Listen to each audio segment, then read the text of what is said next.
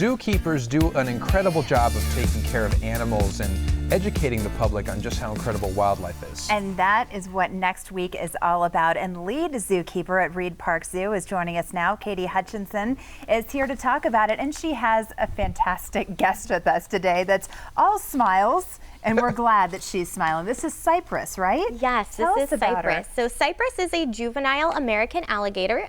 She has lived at the zoo since she was about 2 months old. She's about 2 years old now. So has kind of grown up with us at the zoo and then comes out to help educate people on not just how awesome and cool alligators are, but also about things like climate change and why we need to not pollute our waterways. Mm-hmm. Yeah, and you were telling us some surprising facts about how big she's going to get. She's only 2, but they live, you said, until their 80s. How big do you anticipate that Cypress will get? So American alligators max out at about 8 to 9 feet long. So if you're out visiting the zoo, you can see our alligator out on habitat is about max size, and these guys will, by the time they're full grown, get to be just as big as he is. I think it was so interesting, the fact that you don't have tape around her nose, because I've seen that before. So why have you chosen not to do that, which I think is great, unless we're holding it. I think it's when you're holding her. Yeah, so she's just kind of getting resettled here. She wants to go look at herself on the TV.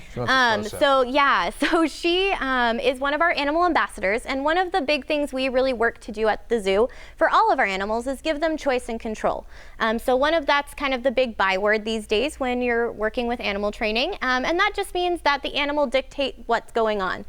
Cypress here has some different cues. She can let me know if she's starting to feel uncomfortable. Right now she's just kind of hanging out with me in hand, but if she got it all uncomfortable, she could let me know, and we would take her back and put her back into her kind of safe cooler until we could go back to habitat. You're like Dr. Dolittle. You know exactly what Cypress wants, and I imagine that's sort of what led you to be passionate about being a zookeeper, is this interaction with the animals, but I'm sure there's a whole lot more that went into it, right? Yes, so while this is one of the coolest parts of my job, I think every zookeeper will tell you that every bit of the job is just as important as getting to hang out with the animals. And so a lot of our job is actually just taking care of them. And if you have a dog or a cat at home, a lot of that means cleaning and exercise and doing things that aren't quite as glamorous as getting to go and just hold an alligator. But one of the most important parts of our job, and my favorite part, is actually educating. All of us who are zookeepers are passionate about animals, and we want to share that passion and make sure that even our next generation goes and is able to help take care of these animals out in their wild habitats. Well, your role is more important than ever right now, especially with the climate change situation that we're facing and the young generation, and you're teaching them. So what would you say to a child who wants to be a zookeeper? So the most important thing you can do if you want to be a zookeeper is learn all you can about animals.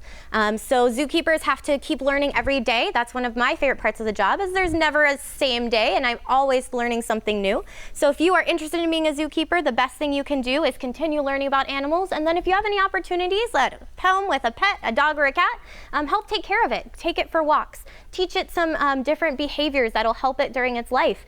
That's kind of one of the best ways that you guys can start learning about all the skills that it takes to be a zookeeper. Yeah, and also start being a proponent for our world, right, and the environment, and that's why you guys are doing the Eco Challenge there at the zoo. Talk about that a little bit. So the Eco Challenge has been really fun. So the Eco Challenge is basically Plastic-Free July, and it's a chance to really examine your plastic use throughout the whole month of July.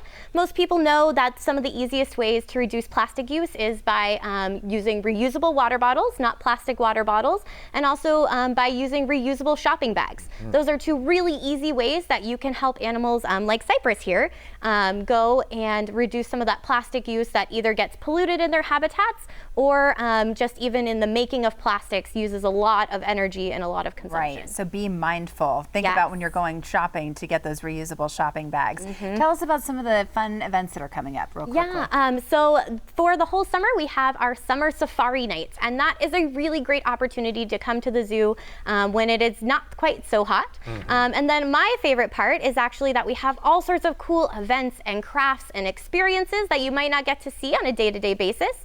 So our one coming up next week is actually game night. So we're going to have lots of fun games for humans to play, but also some fun things out for our animals, so you get them seeing their playful behaviors throughout the night. Awesome. Well, congratulations on Zookeeper Week. Thank you. The zoo really is an amazing place to go get lost. I went to brew at the zoo recently, and I was there having a blast, and it really is such amazing things what you guys do there. So thanks for being here. All right. Thank you guys so much. Reid Park Zoo's Summer Safari Nights game night is happening this Saturday from 6 to 8 p.m. For more info, visit reidparkzoo.org or call 520-791-3204.